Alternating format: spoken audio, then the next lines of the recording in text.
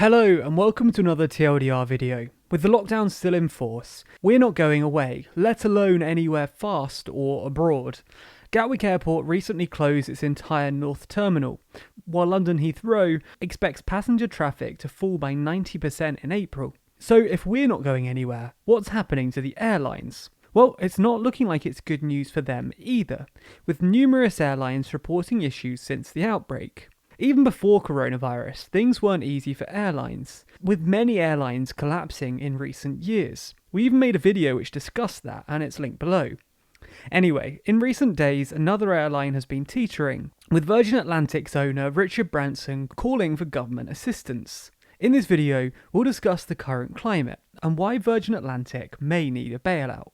Before we do though, a super quick reminder that we have two other channels, TLDR EU and TLDR US. Yesterday we posted a video on TLDR US about the crash in oil prices, and this morning we put up a video on TLDR EU about how COVID has affected Italy and EU unity, and we even discuss if it could lead to the nation leaving the European Union. Links to both videos and both channels can be found in the description. So, first things first, what does Virgin Atlantic actually want? Well, the term that's been bandied about in the press is bailout, but that's not quite right here. Virgin Atlantic is rather seeking government support to the tune of £500 million on a commercial basis, according to the Financial Times, consisting of a number of commercial loans to cover fixed costs, as well as a credit guarantee that would act as collateral, stopping credit card companies from holding back payment.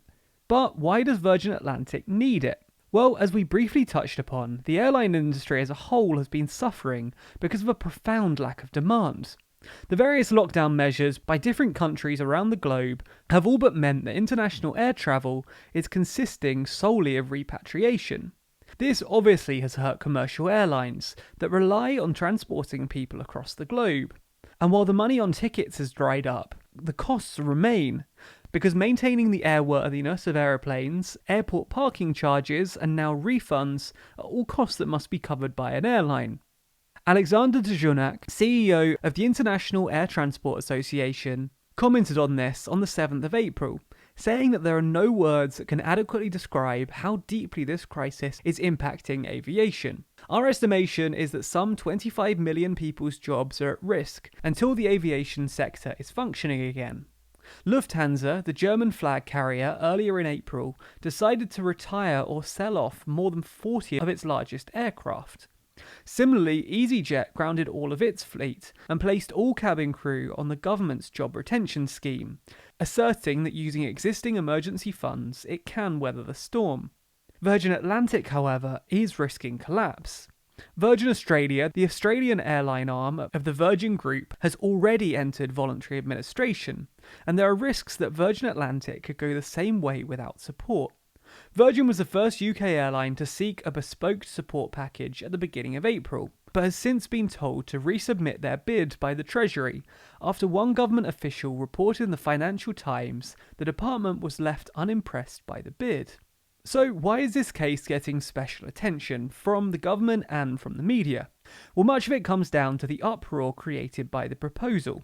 Many people believe that Sir Richard Branson, worth according to Forbes some $4 billion, should draw upon his own personal wealth rather than asking for assistance from the taxpayer. Especially when he is, according to some, including the former Shadow Home Secretary Diane Abbott, a tax exile.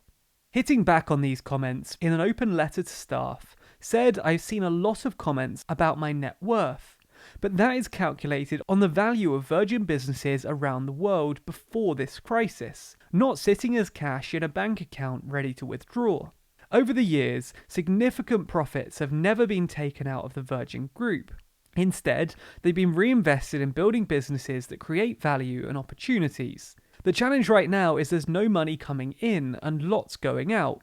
Together with the team at Virgin Atlantic, we'll do everything we can to keep the airline going, but we will need government support to achieve that in the face of severe uncertainties surrounding travel today, and not knowing how long planes will be grounded for. This will be in the form of a commercial loan. It wouldn't be free money and the airline would pay it back, as EasyJet will do for the £600 million loan the government recently gave them. Branson has even pledged his Caribbean island against the loan, emphasising its commercial nature. Despite this, the likes of Denmark and Poland are refusing to bail out companies registered in offshore tax havens, with Denmark going so far to say companies based on tax havens in accordance with EU guidelines cannot receive compensation, insofar as it is possible to cut them off under EU law and any other international obligations, and the pressure is mounting for the UK to do the same. The issue remains as to the wider repercussions though. Virgin Atlantic employs over 10,000 employees, and there's thousands more reliant on them. Rolls-Royce, Airbus and Heathrow Airport have all lobbied the UK government on Virgin's behalf for a support package. In letters seen by the Financial Times, Rolls-Royce cited that Virgin's business is of significant importance to Rolls-Royce, our extensive UK supply chain and manufacturing operations. While Airbus warned that if Virgin were to collapse, it would have an extremely negative impact on the manufacture of their A330 series of aeroplanes.